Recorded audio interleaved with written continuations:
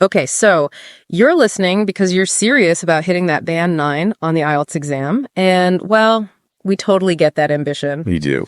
Think of this chat today as your backstage pass. We want to help you understand what really lifts test takers to that top score. Exactly. And look, we're not just going to rehash the same old advice you hear everywhere. Right. This deep dive is about really dissecting the IELTS.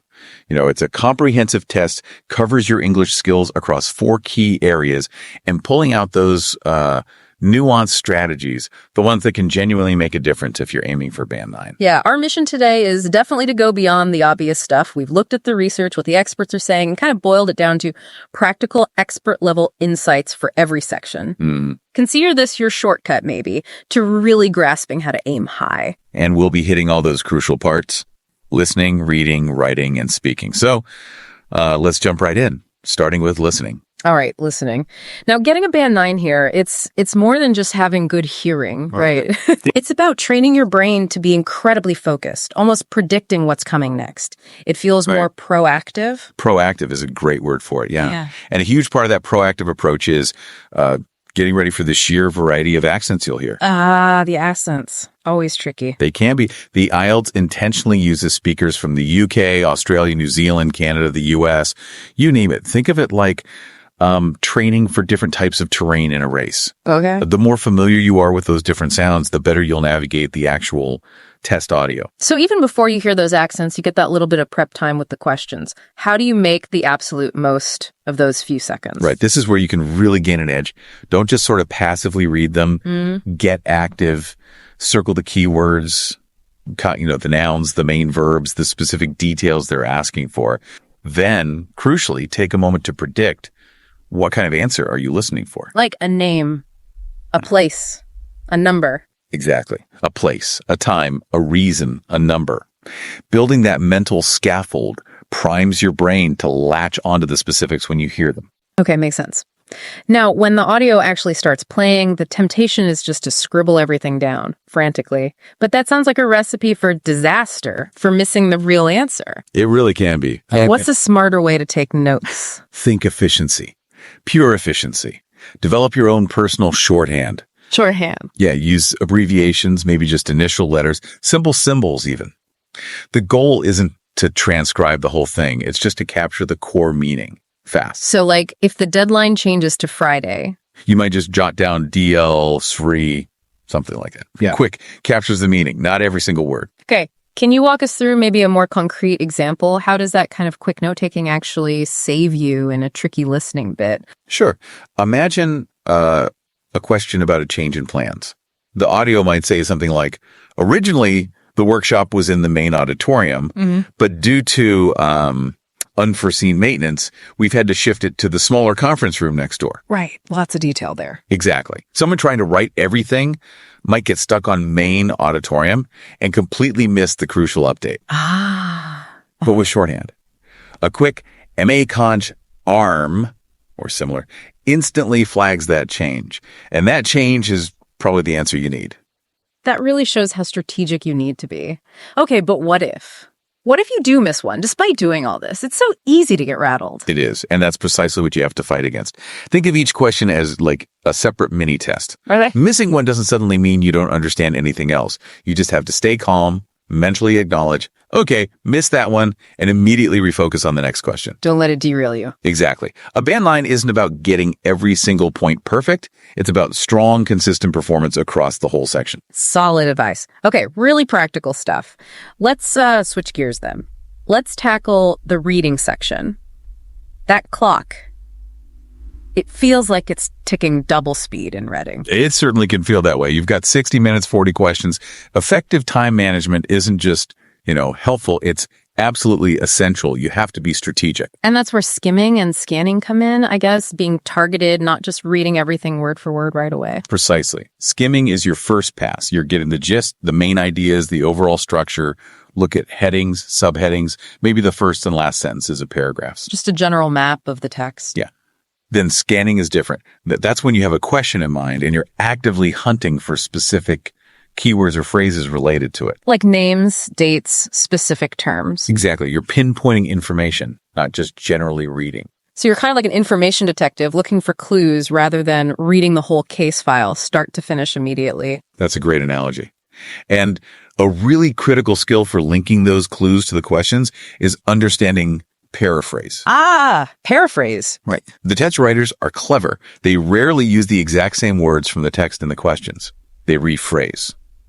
So how do you get good at spotting these reworded ideas? What does it actually look like? It's about recognizing when different words or maybe different sentence structures carry the same basic meaning.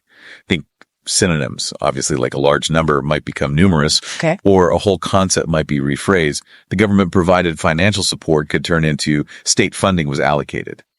It's seeing those connections in meaning, even when the words are different. That's the key. Can we break down a quick example just to make it really click? Sure. Let's say a passage states, the research team found a significant correlation between exercise and improved mood.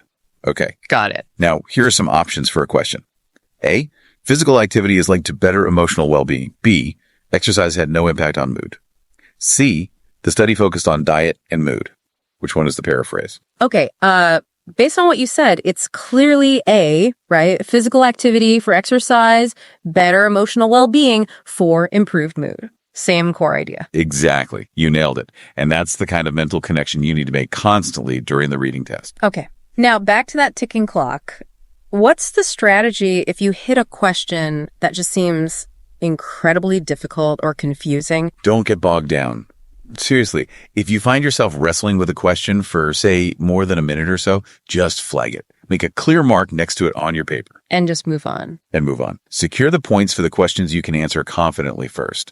Then, if you have time at the end, you can circle back to the tricky ones. Better than losing lots of time on one hard question. Makes total sense. Okay, let's pivot again. Writing. This is often where people aiming for Band 9 feel they really need to show off their academic English chops. They do. And it's split, remember, into two quite different tasks. Both test different writing skills, but both definitely demand clear thinking and logical structure. Task 1 first, then usually describing a graph or a chart or something visual. What's the number one rule here? Objectivity. Yeah. Absolutely key. Your job is simply to describe the main features of the visual information accurately. No personal opinions, no interpretations, no, I think this happened because... Strictly the facts presented in the visual. Strictly the facts. Focus on identifying the key trends, the most significant data points, any major comparisons or contrasts, and, importantly, group similar information together. It makes your description much clearer for the examiner. And you mentioned comparisons. That language is really important here, isn't it? How do you do that effectively? Yeah, use specific comparative language. Don't just say A went up and B went down. Right. Be more precise. For instance, if you have a graph showing car sales, you might write something like, while car sales in Japan experienced a steady increase over the period, Italy's sales, in contrast, declined sharply. See, clear comparison. That's a great example. Using words like while in contrast. Okay. Now, task 2, the essay. This one carries more weight for the score, right? It does, yes. Significantly more. So what are the absolute non-negotiables for a strong task 2 essay? The absolute cornerstone is a clear, concise thesis statement right there in your introduction. Okay. That sentence, or maybe 2 sentences, tells the examiner exactly what your main argument or position will be. After that, a well-organized structure is just paramount. And what structure works best generally? Well, a really solid, tried and tested approach is the 4-paragraph structure. Okay. You've got your introduction with the thesis, then 2 distinct body paragraphs, each one developing a separate supporting point or argument. And finally, a conclusion that wraps things up, summarizes, and maybe restates the thesis in different words. Standard essay structure, but done well. Exactly. Done clearly and logically. And within those body paragraphs, what stylistic things do examiners look for at a high level? Okay, a few things. Sentence variety is really important. Mix simple and complex sentences. Vary your sentence beginnings. Don't just write short, choppy sentences or only long, rambling ones. Keep it flowing. Yeah. And vocabulary. Good range is needed, but, and this is crucial, use it naturally. Don't just force in complicated words you barely know, hoping to impress. Accuracy and naturalness are key. Better to use simpler words correctly than complex ones wrongly. Absolutely. And then there's coherence. Your ideas need to link together logically. Use linking words and phrases effectively. Like, however, in addition, for example. Precisely. Words like furthermore, conversely, consequently, to illustrate. They act like signposts for the reader, guiding them through your argument. Kind of like the glue holding it all together. That's a good way to put it. And finally, please don't forget this proofreading. Ah, yes. The final step. It's critical. Always leave yourself maybe 2 or 3 minutes at the very end just to meticulously check for grammar errors, spelling mistakes, punctuation problems. Silly mistakes can really pull your score down unnecessarily. Essential advice. Okay, let's move to the final piece of this puzzle, the speaking test.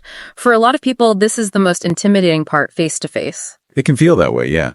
It's a direct conversation with a trained examiner, and it's usually broken into 3 parts. A short intro and interview, then the long turn, where you speak for 1 to 2 minutes on a topic they give you, and then some follow-up discussion questions. So when you're sitting there face-to-face with the examiner, what's the most important mindset to adopt? Honestly, try to be yourself. Speak as naturally as you can. A few nerves are totally normal, but remember, the examiner is mainly assessing your ability to communicate effectively in English. It's not about perfection. Not absolute perfection, no. Fluency, how smoothly and easily you speak, and coherence, how logically your ideas connect, are generally more important than having flawless grammar in every single sentence. Don't freeze up worrying about tiny mistakes. That's really reassuring. What about those really short one-word answers people sometimes give? Yes? No. Are those a bad idea? Yeah, you definitely want to avoid those. Try to expand your answers a little. Well, instead of just yes to, say, do you enjoy cooking? You could say something like, yes, I actually find it quite relaxing. I especially like trying out new recipes on weekends when I've got a bit more time. See, gives more information, shows more language ability. Right, it shows you can actually hold a conversation. Makes sense. Are there any, practical things people can do at home to get better at speaking fluently? Recording yourself speaking is incredibly useful. Really? Even though it feels awkward. It does feel weird at first. Yeah. But listening back allows you to hear yourself objectively. You can spot where you hesitate, notice if you're overusing filler words like, or... the dreaded ums and ahs. Exactly. Once you're aware of them, you can actively try to reduce them. It really helps clean up your fluency. And what sort of topics should people practice talking about? Focus on the common IELTS themes. Things like your hobbies, your interests, your work or studies, maybe future plans, your hometown. Current topics like technology, the environment. The usual suspects. Pretty much. Having some ideas and vocabulary ready for those common areas will really boost your confidence when you walk into the test. And one last thing on speaking, is practicing with other people helpful?